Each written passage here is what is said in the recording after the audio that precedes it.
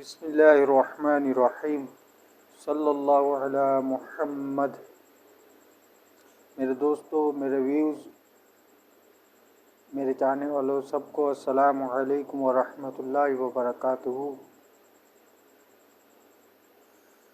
बिस्मिल्लाहिर्रहमानिर्रहीम की बेशुमार बरकतें, फ़ज़ीलतें, रहमतें हैं। हर नेक व जायज़ काम से पहले बिस्मिल्लाहिर्रहमानिर्रहीम पढ़ना चाहिए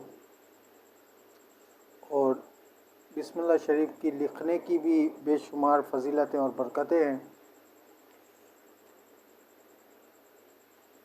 तो आने वाला महीना जो एक दो दिन में चाँद अगर नज़र आ गया तो मुहर्रम शरीफ का, ये इस्लाम का हमारा पहला महीना होगा।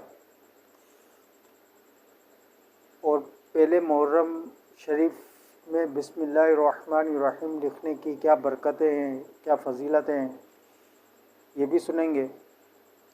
तो क्या है, दिन कहाँ से शुरू होता है और एक दिन कहाँ पर ख़त्म हो जाता है, यानी एक दिन शुरू कहाँ से होता है और ख़त्म कहाँ से होता है, ये भी सुन लेते हैं कि इस्लाम के नज़दीक, दीन इस्लाम के नज़दीक जो दिन शुरू होता है, यानी फ़जर की नमाज का वक्त शुरू हो गया तो इस्लाम में, शरीयत में ये दिन की इब्तिदा है, शुरुआत यहाँ से होती है। जब तो ये दिन शुरू हो गया। अब ख़त्म कहाँ होता है? मग़रिब की अज़ान शुरू होते ही दिन ख़त्म हो जाता है।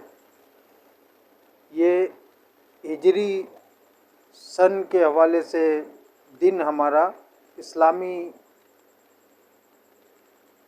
तरीक़ेकार के मुताबिक इसको एक दिन कहते हैं। फ़जर की नमाज का वक्त शुरू हुआ और मग़रिब की नमाज का वक्त शुरू हुआ, यहाँ तक इसको एक दिन कहते हैं। तो हमें जो वजीफ़ा अभी बताया जाएगा वो हिजरी सन के हिसाब से वजीफ़ा बताया जाएगा और वो दिन कहाँ तक होता है हिजरी सन के हिसाब से, फ़जर की नमाज से लेकर के मग़रिब की नमाज तक, यानी अज़ान तक। जब मग़रिब की नमाज का वक्त शुरू हो जाए यहाँ ख़त्म हो जाता है और शुरू फ़जर के अज़ान का वक्त हो तो यहाँ पर शुरू हो जाता है। तो आए चलें सुनते हैं। ये जो वजीफ़ा इरशाद फरमा रहे हैं हाजी शाहिद, ये यकम मुहर्रम को करना होता है, यानी फ़जर की नमाज के वक्त से लेकर के मग़रिब की नमाज का वक्त ख़त्म होने तक ये वजीफ़ा करना है। तो आए देखते हैं, लेकिन अर्ज़ है आपसे वीडियो देखने से पहले कि मेरी इस वीडियो को लाइक, शेयर और सब्सक्राइब ज़रूर कर दीजिए। इससे ये होगा, जब आप सब्सक्राइब कर देंगे तो मेरी हर एक नई आने वाली वीडियो बर वक्त आप तक पहुंच जाएगी। तो आजिज़ाना अर्ज़ है कि मेरी इस वीडियो को, मेरे इस चैनल को सब्सक्राइब ज़रूर कीजिए। आए चलें सुनते हैं। मुहर्रमुल हराम की पहली तारीख को, फर्स्ट मुहर्रम को एक ख़ास वजीफ़ा है, वो मैं आपको अर्ज़ करता हूँ।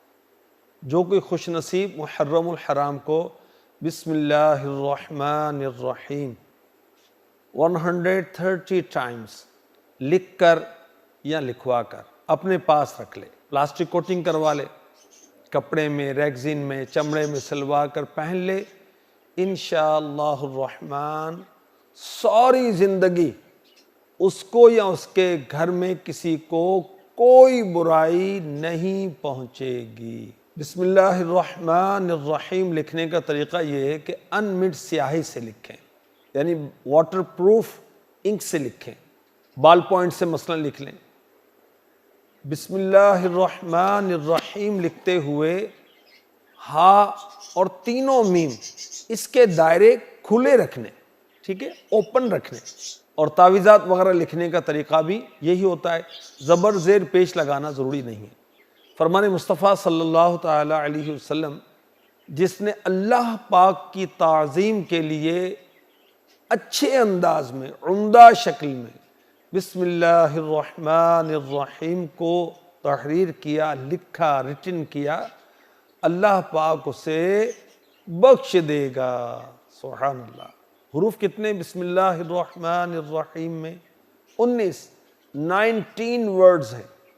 दोज़ख पर आज़ाब देने वाले फरिश्ते भी 19 हैं, 19 हैं। तो अल्लाह की रहमत से उम्मीद है बिस्मिल्लाहिर्रहमानिर्रहीम के एक एक हर्फ की बरकत से एक एक फरिश्ते का आज़ाब दूर होगा। हमारे आका सल्लल्लाहु अलैहि वसल्लम ने फरमाया, जो भी अहम काम बिस्मिल्लाहिर्रहमानिर्रहीम के साथ शुरू नहीं किया जाता वो अधूरा रह जाता है।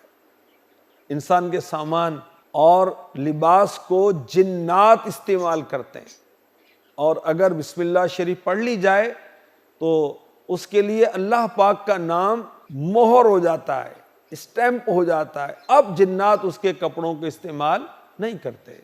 और बिस्मिल्लाहिर्रहमानिर्रहीम मौके की मुनासबत से जो मौका हो पढ़ते रहें, ये बड़ी ही सआदतमंदी की अलामत है। सल्लु अलल हबीब सल्लल्लाहु तआला अला मुहम्मद व अला आलिहि व सहबिहि व बारक।